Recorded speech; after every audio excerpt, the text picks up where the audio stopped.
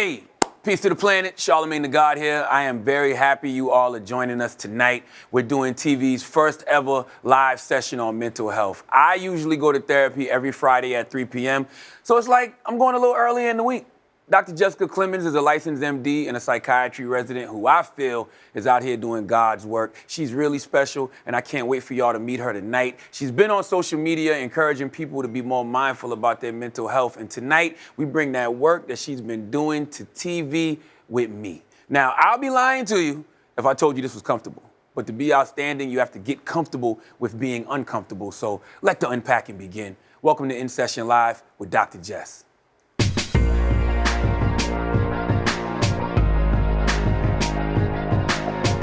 I'm Ebony K. Williams, and this is In Session Live with Dr. Jess. This is TV's first ever live session addressing the need to normalize mental health. Now, in a few minutes, Charlamagne the God is going to sit down with Dr. Jess for TV's first ever live session. Keep in mind, she's not Charlamagne's doctor or therapist. But first, let's take a closer look at why Charlamagne decided to focus on mental wellness and how much deep-seated post-traumatic stress disorder and other issues have affected him.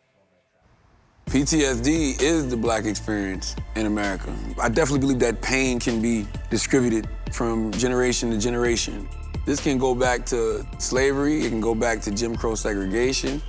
When you don't know why when a police officer gets behind you, you know, as a Black man, you feel like I gotta pull over. I don't want the interaction, I don't want the problems. That can go back to police officers being the early slave catchers. You're just wondering, you know what I'm saying? It's just that constant sense of, is this happening because it's just a matter of circumstance, or is it because of the color of my skin? I had gotten diagnosed with anxiety back in 2009. It was after I had got fired from radio for the 4th time, and I was like 31, 32 years old. And I remember just driving and just feeling like I was having a massive heart attack. You feel the tightening in the chest and the heart beating all crazy, shortness of breath. In my mind, I was like, all I gotta do is get another job and all of this will go away. But you know, last year, when life is great, nationally syndicated radio personality, TV personality, New York Times best-selling author, but yet I'm still having anxiety attacks, panic attacks. And I'm living the life I'm supposed to live. So I'm like, why do I feel like this? Why am I sitting in the house, staring up at the ceiling, questioning my existence, questioning if, you know, I'm even worthy of everything that I've attained, dumb, irrational stuff. And I was like, yo, I gotta go get a handle on this. My main trigger at this point in my life is definitely my kids. I suffer from what I like to call parental paranoia. Your heart's walking around outside of your body, and it's hard to relinquish control of your kids to the world. And then when they start going to school, they're little adults now, and you can't protect them from the outside world. You can't protect them from encountering bullies at school. And I don't even like speaking that, but that's what causes me massive panic attacks, is my kids. All right, now it's time for Charlamagne the God to go in session, and there's no turning back.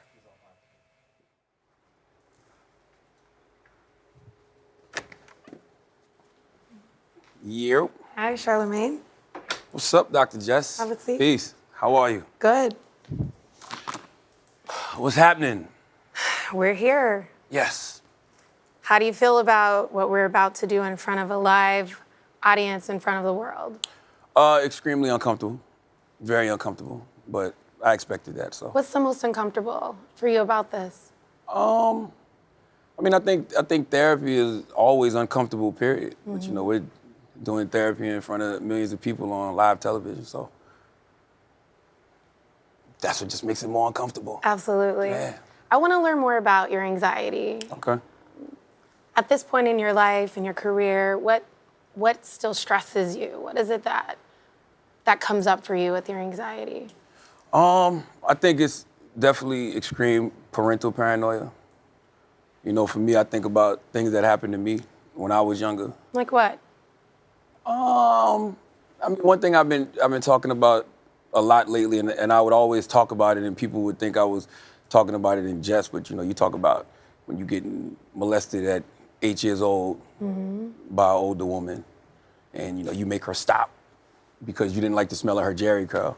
That's honestly what I thought all of those years, but then when you unpack stuff like that in therapy, you start to realize there's other things And when that happens to you at 8, like my daughter's 10, so I don't know what So could that's possibly been be happening. I mean, I think about those kind of irrational stuff, and then you got the regular stuff like the school shootings, and something like a human trafficking story can trigger me. absolutely. You know? I mean, I want to take a moment and go back to what you did speak to initially, which is a reminder of what happened to you when you were 8. It's been on your mind. I mean, can you tell me more about? I mean, it's always been on my mind, but it's just like when you have that conversation, like especially as a man, people laugh. Do you worry your children will be at risk of that? Yeah, I think that's always a thing. I think that's always a thing because the thing that gets me about it is like, yo, why did I think that was normal for so long? Well, you were 8. How would you know? Yeah. How would you know what was right or wrong? And Yeah.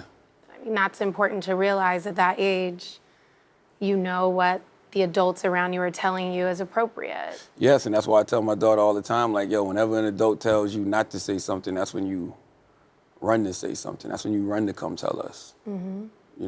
So how is it taking care of your kids in this climate? You mentioned the shootings that have been going on, and what is it like? I mean, there's really nothing you can do, right? Like, those are the moments you just gotta remember your serenity prayer. God grant me the serenity to accept the things I cannot change, courage to change the things I can, and the wisdom to know the difference. But that sounds good, but then they still got to go off into the world. And then when they go off into the world, some things are just out of your control, and you know that. So it's like, what really can you do?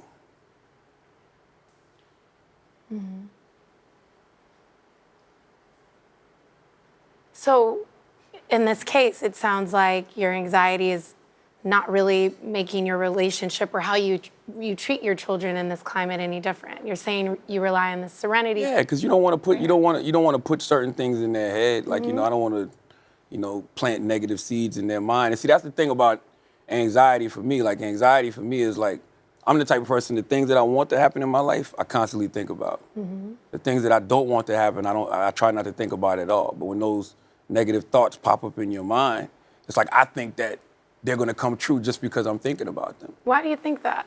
I don't know, because I think because I understand the power of my thoughts. I truly do believe your thoughts become things. I believe that, whatever your mind can conceive, it can achieve. So I feel like that with positive and negative thoughts. And that's why the anxiety is so dangerous for me, because I just want to push those negative thoughts out of my mind, but I can't act like they don't pop up. And that's not the way anxiety works. Okay. Right. So in this case, again, when you think about your children and this need to protect them, and also realizing that if you have the thought come into your mind, you need to push it away. I mean, what does parenting your children in this time really look like? I mean, love, I guess, right? I remember having a conversation with my mom, like when I had my first daughter, and she was just like, yo, you just gotta love her. You know what I'm saying? You gotta love her wholeheartedly. Like, that's all you can really do is like love, be there, like, that's it. Do you feel like you're able to give all of that love to your children, or are there times when you?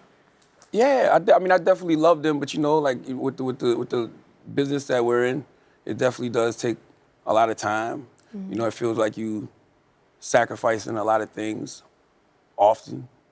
It feels like, then you have the guilt of being like, a husband, and you watching, your wife really carry the load, which is a beautiful thing. That's, but it's like, what can I do? Like, what can I really do when my 1-month-old is crying? I can only hold her for so long. She don't want me. I don't produce no milk. Like, you know what I'm saying? So it's just like, yeah, you feel it's a balancing act, kind of like how much can I do? What really can I do? How much can I be there? Think you're there all the time, but are you really present? You know what I mean? But it's interesting you feel guilty about that when it sounds like it's the role that you and your wife have worked in this, type of work that you do. Yeah. So why do you feel so guilty? I don't. That's why I'm here talking to you. I'm trying to figure that out. Yeah. Where do you think it kind of goes back to?